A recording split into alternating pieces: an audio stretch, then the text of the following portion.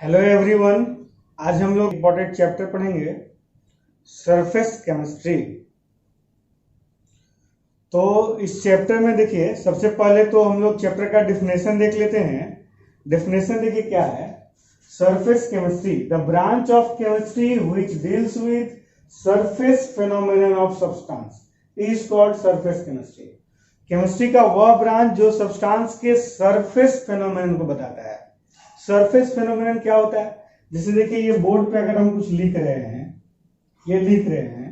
तो ये इस बोर्ड के सिर्फ सरफेस पे लिखा जा रहा है, इस बोर्ड के अंदर नहीं जा रहा है। तो सिर्फ सरफेस पे अगर कोई फेनोमेनन हो रहा है, अब अगर आप मान लीजिए इसको डिलीट कर रहे हैं तो ये सिर्फ सरफेस से डिलीट हो रहा है। तो अगर कोई घटना सरफेस पे होता है, कोई फेनोमेनन सरफेस पे होता है और उसके बारे में जो डील करेगा उसी को हम लोग बोलेंगे सरफेस केमिस्ट्री। तो सरफेस केमिस्ट्री का डिफिनेशन एक बार फिर से देखिएगा। The branch of chemistry which deals with surface phenomenon of substance. Surface पे होने वाला फेनोमेनन को जो डील करता है उसी को कहते हैं सरफेस केमिस्ट्री। और सरफेस फेनोमेनन का सबसे अच्छा एग्जांपल है एडजॉर्प्शन। एडजॉर्प्शन क्या है? आप लोग इससे पहले पढ़े होंगे एब्जॉर्प्शन। एब्जॉर्प्शन सुने होंगे, पढ़े होंगे। एब्जॉर्प्शन क्या है सुनिए। अगर मान लीजिए कोई क्लॉथ है, कपड़ा है, उसको वाटर में डुबा दीजिए, पानी में डुबा दीजिए, तो आप देखिए कपड़ा जो है उस पानी को सोख लेगा, पूरा एब्जॉर्ब कर लेगा, उसी को बोलते हैं एब्जॉर्प्शन। और अगर मान लीजिए बोर्ड पर हम लिख रहे हैं इस तरह से, तो ये सिर्फ बोर्ड के सरफेस पे लिखा रहा है, ये बोर्ड के अंदर नहीं जा रहा है। जैसे पानी कपड़े के अंदर जा रहा था तो वो था एब्जॉर्प्शन, वो कपड़े के पूरे पार्ट में जा रहा था। जब पूरे पार्ट में दूसरा सब्सटेंस मिक्स होता है तो उसको कहते हैं एब्जॉर्प्शन। और अगर केवल सरफेस पे एब्जॉर्ब होता है, सरफेस पे ही जमा होता है, तो उसको कहते हैं एडजॉर्प्शन। एडजॉर्प्शन मतलब होता है कि सरफेस पे जमा होना। डेफिनेशन इसका हो जाएगा, the process of accumulation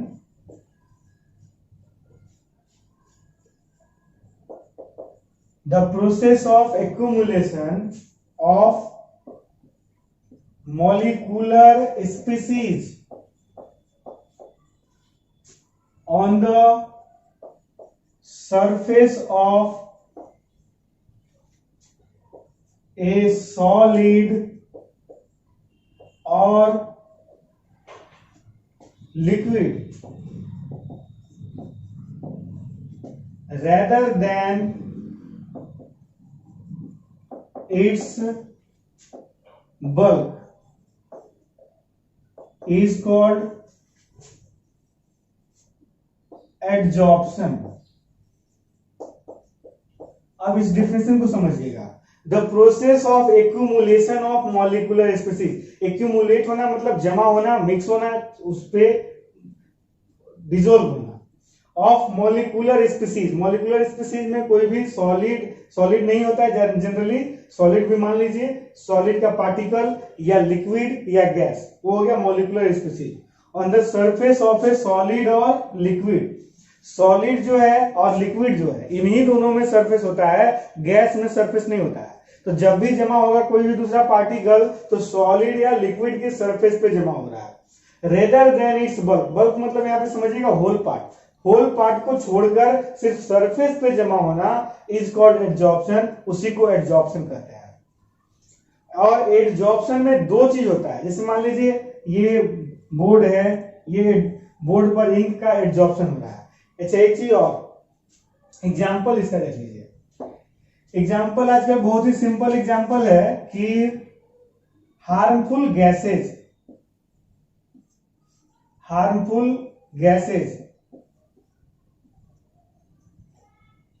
like methane, carbon monoxide, ये जो हार्मफुल गैसेज हैं, और harmful germs, bacteria,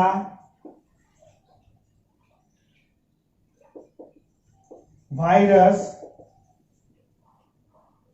harmful germs जितने भी हैं etcetera are adsorbed adsorbed on the surface of mask. Mask आजकल बहुत लोग यूज कर रहे हैं, आप लोग देखते होंगे मास्क का जो सरफेस होता है, जितना भी बैक्टीरिया वायरस हार्मफुल गैस है उस सरफेस पे जमा हो जाता है, अंदर नहीं जाता है।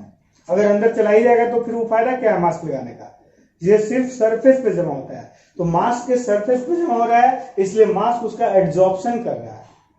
एक और एग्जांपल इसका आप देख सकते हैं, एक सिलिका जेल होता है जिसका यूज किया जाता है कंपाउंड के प्योरिटी को टेस्ट करने के लिए। तो कंपाउंड के प्योरिटी को टेस्ट करने के लिए सिलिका जेल जो होता है उसका स्लाइड पे लेयर चढ़ा होता है, उसी को कंपाउंड के ऊपर लटका देते हैं, इस तरह से हैंग कर देते हैं और नीचे कंपाउंड को गर्म करते हैं। अगर उस कंपाउंड का वेपर उसमें एक जगह स्पॉट बनाता है तो कंपाउंड प्योर है, अगर एक से ज्यादा जगह पे स्पॉट बनाता है तो वो इम्प्योर कंपाउंड माना जाता है। तो ये जो स्पॉट बना रहा है यानी वाटर वेपर जो जमा हो रहा है वो सिर्फ और सिर्फ उसके सरफेस पे जमा होता है, अंदर में नहीं जाता है। तो आप वो भी इसका एग्जांपल में लिख सकते हैं, water vapour is adsorbed, water vapour is adsorbed on the surface of silica gel. Silica gel के सरफेस पर वाटर वेपर एड्सॉर्ब होता है। अच्छा, एड्सॉर्प्शन में दो चीज यूज होता है।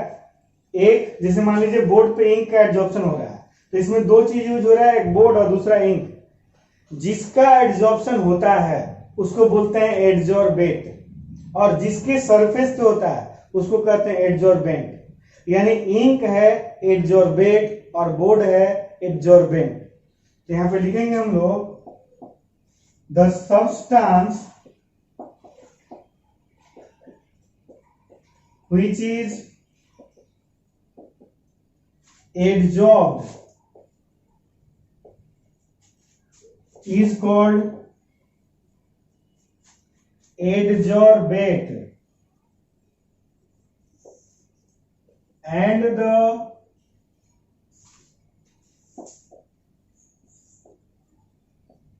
substance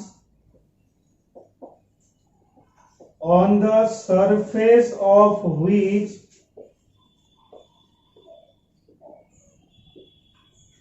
adsorption takes place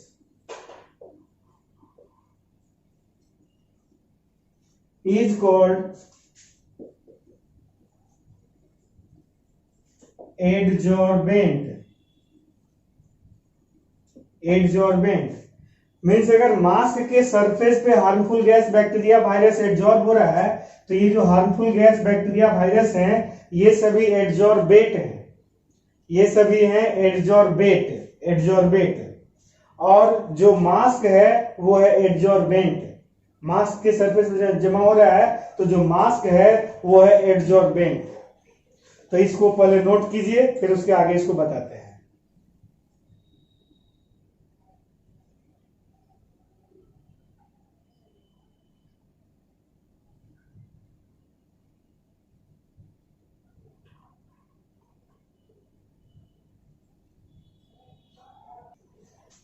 अब देखिए डिसॉर्प्शन। एड्सॉर्प्शन क्या है, मान लीजिए बोर्ड पे इंक से लिख रहे हैं तो ये है adsorption.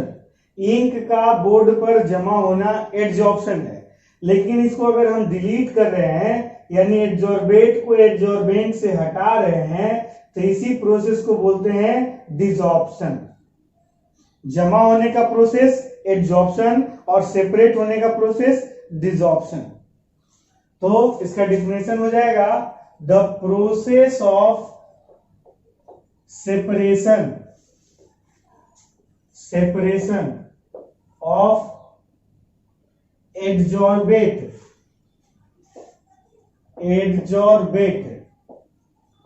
from adsorbed area is called desorption,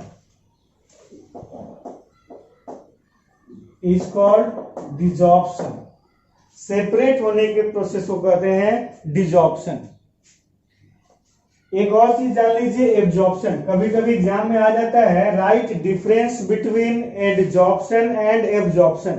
तो एडजॉर्प्शन के बारे में जितना लिखवा है उतना तो लिख ही दीजिएगा, एब्जॉर्प्शन भी देख लीजिए। एब्जॉर्प्शन क्या है तो ये आप जानते भी हैं, बस इसको लैंग्वेज में कन्वर्ट करना है कि मान लीजिए अगर क्लोथ को वाटर में डिसोल्व किए तो क्लोथ जो है, कपड़ा जो है, वाटर को एब्जॉर्ब कर लेता है, यानी वाटर उसके पूरे पार्ट में चला जाता है।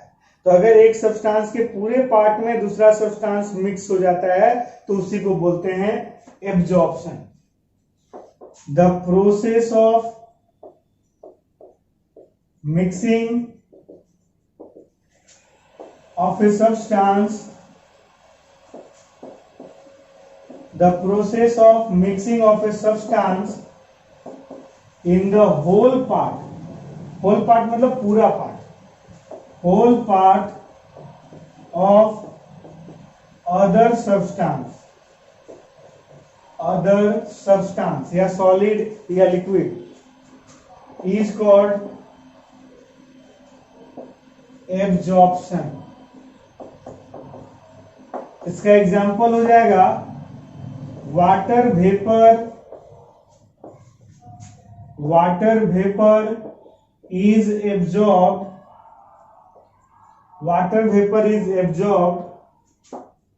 Bye anhydrous calcium chloride. Anhydrous calcium chloride जो है, यानी जिस वैसा कैल्शियम क्लोराइड जिसमें वाटर मॉलिक्यूल नहीं है, वह वाटर वेपर को एब्जॉर्ब कर लेता है, यानी उसके होल पार्ट में मिक्स हो जाता है वाटर वेपर। तो ये इसका एग्जांपल हो गया एब्जॉर्प्शन का। अब एक पॉइंट और लिख लीजिएगा, नोट करके लिख लीजिएगा इसको, कि absorption is surface phenomenon. Absorption जो है वो सरफेस फेनोमेनन है, बट या एंड लिखेगा, एंड एब्जॉर्प्शन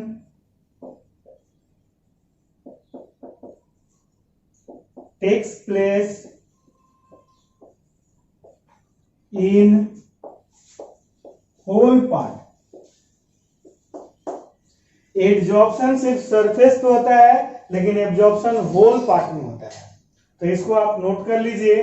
अगर डिफरेंस लिखने के लिए आएगा, right difference between adsorption and absorption, तो ये वाला डिजॉर्प्शन का डिफरेंशिएशन छोड़ करके बाकी सारा लिख दीजिएगा, डिफरेंस अपने आप हो जाएगा। या फिर 3 पॉइंट बनाइएगा, फर्स्ट पॉइंट दोनों का डिफिनेशन, सेकेंड पॉइंट दोनों का एग्जाम्पल, और थर्ड पॉइंट ये जो नोट है इसको नोट कीजिए।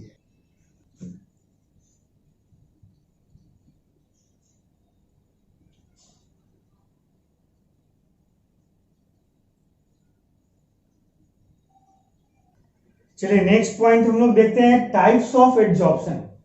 तो there are 2 types of adsorption, first is physisorption and second is chemisorption. Adsorption 2 type का होता है, एक होता है फिजिजॉर्प्शन और दूसरा होता है केमिजॉर्प्शन। फिजिजॉर्प्शन मतलब हुआ फिजिजॉर्प्शन, फिजी मतलब फिजिकल एब्जॉर्प्शन, और केमिजॉर्प्शन मतलब केमिकल एब्जॉर्प्शन। बॉन्ड से जो एब्जॉर्प्शन होता है या रिएक्शन से जो एब्जॉर्प्शन होता है वो हो गया केमिजॉर्प्शन। तो फिजिजॉर्प्शन क्या होता है और केमिजॉर्प्शन क्या होता है, ये तो हम लोग डिफरेंशियल लिखेंगे ही। तो इसको लिखने का सबसे अच्छा तरीका है कि इसको इस तरह से डिफरेंस करके लिखें, क्योंकि जनरली एग्जाम में पूछा जाता है write difference between physisorption and केमिजॉर्प्शन।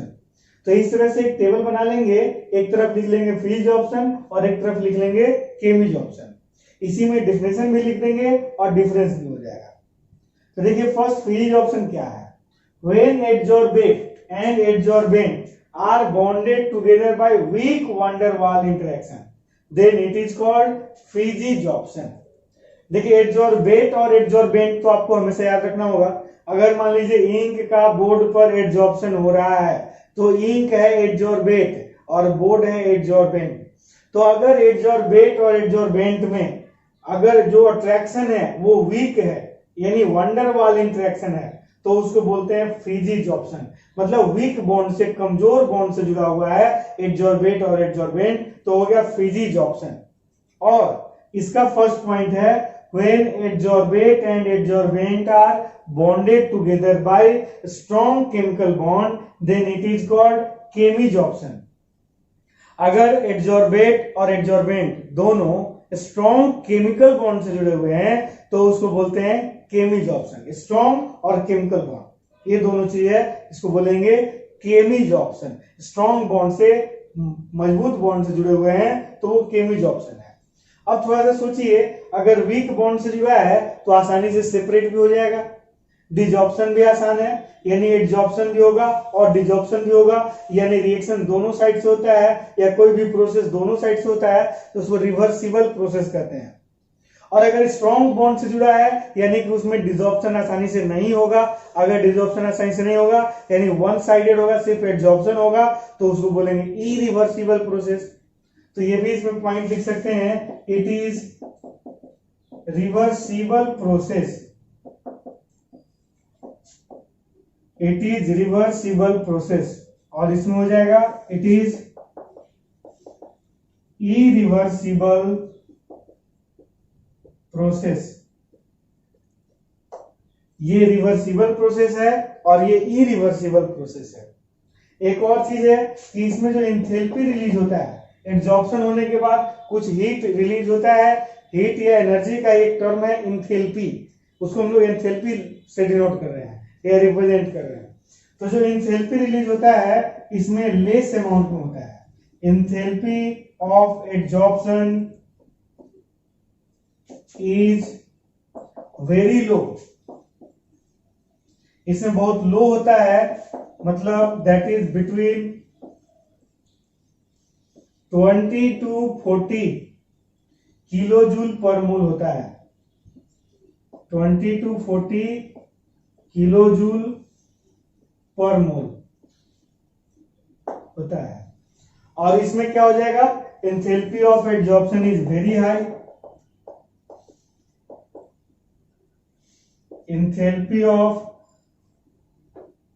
Absorption is very high,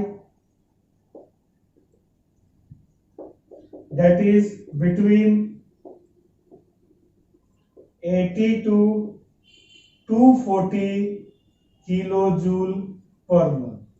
इसमें जो एंथैल्पी रिलीज होता है वो बहुत कम होता है, 20 to 40 किलो जूल पर मोल, और उसमें बहुत अधिक होता है 80 to 240 किलो जूल पर मोल, ज्यादा एंथैल्पी रिलीज होता है। फोर्थ पॉइंट है इसका, it is non-specific in nature।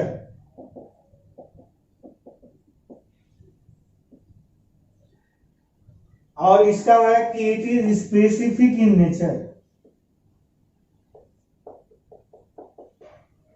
it is specific in nature। अब इसको समझिएगा क्या होता है। कोई भी एडजॉर्बेंट अगर किसी भी एडजॉर्बेंट के सरफेस पे जमा हो जाए तो वो हो गया नॉन स्पेसिफिक, और सर्टेन एडजॉर्बेट और एडजॉर्बेंट एक दूसरे में जुड़े तो उसको बोलते हैं स्पेसिफिक।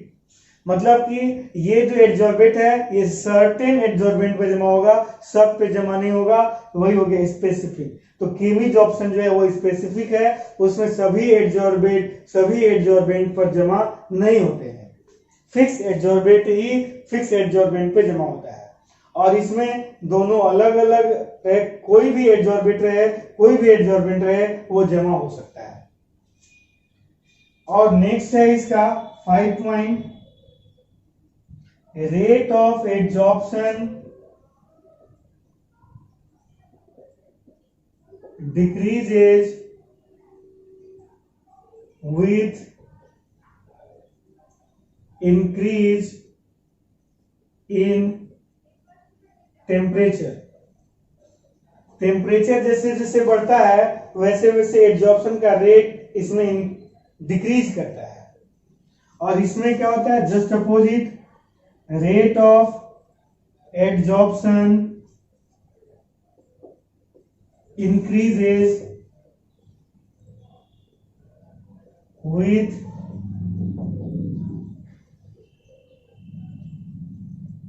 increase in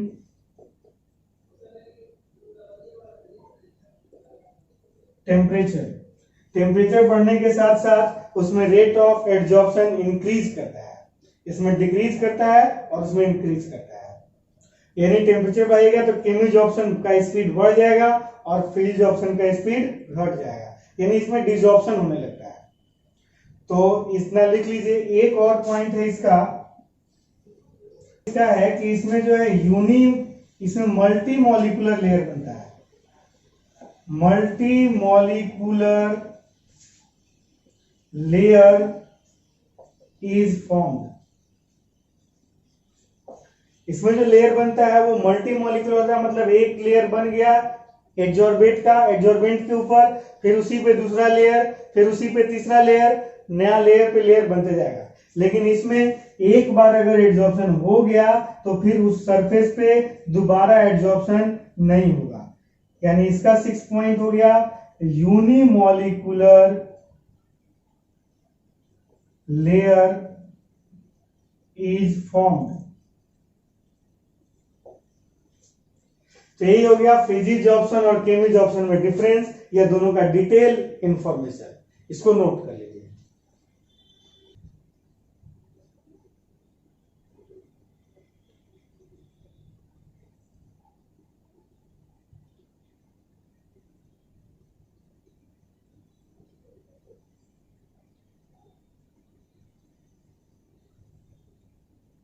अब नेक्स्ट इंपॉर्टेंट टॉपिक देखते हैं, Freundlich adsorption isotherm. Freundlich adsorption isotherm, जो एड्जॉर्प्शन हम लोग देख रहे थे, तो उस एड्जॉर्प्शन पर प्रेशर का क्या इफेक्ट पड़ता है, इसी को एक्सप्लेन करने के लिए फ्रेंडलिक एक ग्राफ दिए हैं। इस ग्राफ में टेम्परेचर कांस्टेंट रहता है, सिर्फ एड्जॉर्प्शन और प्रेशर के बीच में रिलेशन होता है। तो Freundlich gave an isotherm, Freundlich gave an isotherm to explain effect of pressure on adsorption। Adsorption पर प्रेशर के इफेक्ट को एक्सप्लेन करने के लिए फ्रेंडलिक एक आइसोथर्म दिए हैं। It is called Freundlich adsorption isotherm। इसी को कहा जाता है फ्रेंडलिक एड्जॉर्प्शन आइसोथर्म। अब इसमें ग्राफ है, देखिए क्या ग्राफ है। फ्रेंडलिक जो थे एक तरफ ले लिए x/m, यहां जो x है, x का मतलब हुआ मास ऑफ एड्जॉर्बेट। इसे मान लीजिए इंक का एड्जॉर्प्शन होता है, इंक का मास हो गया x, और m जो हो गया मास ऑफ एड्जॉर्बेंट है, यानी जिसके सरफेस पे एड्जॉर्प्शन हो रहा है उसका मास है m। इसका मतलब हुआ कि कितना एड्जॉर्बेंट में कितना मास एड्जॉर्बेट का एड्जॉर्ब हो रहा है, यानी ये एड्जॉर्प्शन को एक्सप्रेस कर रहा है x/m। x/m को आप समझिए कि ये एड्जॉर्प्शन है। और एक तरफ ले लिए प्रेशर P। वो ग्राफ देखे कि स्टार्टिंग में जो ग्राफ था वो कुछ इस तरह से था, एकदम स्ट्रेट लाइन ग्राफ था। यानी जब लो प्रेशर था, यहां से देखिएगा, एट लो प्रेशर x/m जो था वो डायरेक्टली प्रोपोर्शनल था प्रेशर के। स्ट्रेट लाइन ग्राफ तभी मिलता है जब दोनों एक दूसरे का डायरेक्टली प्रोपोर्शनल हो। तो यहां तक दोनों एक दूसरे का डायरेक्टली प्रोपोर्शनल था, लेकिन उसके बाद इसमें स्लोप बनने लगा। स्लोप देखिए, प्रेशर पे इसका डिपेंडेंस कम होने लगा, और लास्ट में जो है ये पैरेलल हो जाता है, इसी के पैरेलल हो जाता है। यानी कि प्रेशर आप कितना भी बढ़ा दो, x/m का वैल्यू नहीं बढ़ेगा, वो फिक्स रहेगा। जब ग्राफ पैरेलल हो जाता है यानी इसका मतलब कि x by M directly proportional pressure का पावर 0 हो जाता है। याद कीजिए जीरो ऑर्डर रिएक्शन में भी इसी तरह से ग्राफ हम लोग बनाए थे पैरेलल, यानी कि एट हाई प्रेशर, देखिए यहां पे लिख रहे हैं at high pressure x by M directly proportional हो जाएगा प्रेशर का पावर 0 के। इन दोनों को अगर मिला दें तो देखिए प्रेशर का मैक्सिमम पावर है 1 और मिनिमम पावर है 0, तो ये 1 से 0 को हम लोग लिख सकते हैं x by M directly proportional pressure का पावर 1 बाई एम, ये और है। और हम लोग लिख सकते हैं x by M directly proportional pressure का पावर 1 बाई एन। ये 1 बाई एन क्या है, यहाँ n का मतलब हुआ 1 2 3 4 डॉट डॉट डॉट। अगर n का वैल्यू 1 रख दें यानी प्रेशर का पावर 1 हो जाएगा, यानी ये वाला कंडीशन आ जाएगा। अगर n का वैल्यू बहुत बड़ा हो जाए, मान लीजिए इन्फिनिटी हो जाए, इन्फिनिटी रख दें तो 1 बाई इन्फिनिटी 0 यानी ये वाला कंडीशन आ जाएगा। तो 1 बाई एन के अंतर्गत ये 1 भी आ गया और 0 भी आ गया। देखिए ये 1 भी आ गया, ये 0 भी आ गया, ये स्लोप भी आ गया। ये 2 3 4 जो है ये स्लोप के बारे में है कि डिपेंडेंस कम हो जाता है। अब अगर हम लोग प्रोपोर्शनल हटाते हैं, प्रोपोर्शनल को इक्वल में बदलेंगे तो कांस्टेंट आएगा के इंटू प्रेशर का power 1 by N, taking log on both side. ये भी इंपॉर्टेंट इक्वेशन है, याद रखिएगा इसको। और इसके आगे थोड़ा सा बढ़ाते हैं, taking log on both side. अगर दोनों तरफ लॉग ले, लॉग का बेस ई ले रहे हैं जिसको कि ln भी लिखते हैं, तो ln भी लिख सकते हैं, log ई भी लिख सकते हैं। तो हम लोग लिख सकते हैं log x by m, log x by M equal to log k into pressure का power 1 by n. x by m को तो साथ में ही रखिएगा क्योंकि ये एड्जॉर्प्शन रिप्रेजेंट करता है, लेकिन इसको log m इंटू एन पे तोड़ दीजिए तो हो जाएगा log x by M equal to log m plus log n, log k plus log pressure का पावर 1 बाई एन। अब जो पावर होता है वो पहले आके मल्टीप्लाई हो जाता है। ये log m इंटू एन पे टूट गया, log m plus log n। अब पावर पहले आके मल्टीप्लाई हो जाता है, यानी इसको आप लिख सकते हैं, इसके बाद यहां लिख रहे हैं, देखिएगा log x बाई एम, ये और है, और log x by M equal to power जो है 1 बाई एन पहले आके मल्टीप्लाई हो जाएगा तो ये हो जाएगा 1 by N log p plus ये जो पहले था इसको बाद में लिख दे रहे हैं, प्लस में आगे पीछे लिख सकते हैं, तो आप इसको लिखिएगा log k। अब एक इक्वेशन आप जानते हैं, equation of straight line y equal to mx plus c। तो y equal to mx plus c में अगर ये y एक्सिस होता है, ये x एक्सिस होता है, ये स्ट्रेट लाइन होता है जिसका कि स्लोप m होता है और इंटरसेप्ट c होता है, तो इस स्ट्रेट लाइन का इक्वेशन होता है y equal to mx plus c। अब इसे कंपेयर कीजिए, y के जगह पे क्या है log x by M, m के जगह पे क्या है, स्लोप m के जगह पे है 1 बाई एन, x के जगह पे है log p, c के जगह पर है log k, यानी इसका इक्वेशन हो गया log x by M equal to 1 by N log p plus log k। तो यही है फ्रेंडली एड्जॉर्प्शन आइसोथर। ये y equal to mx plus c केवल समझने के लिए था। ये दो इसमें इक्वेशन इंपॉर्टेंट है और ये दो ग्राफ इंपॉर्टेंट है, बाकी भी आप लिख लीजिए, इसको जल्दी से नोट कीजिए। ये हो गया एड्जॉर्प्शन के बारे में। नेक्स्ट वीडियो में हम लोग इसे आगे देखेंगे।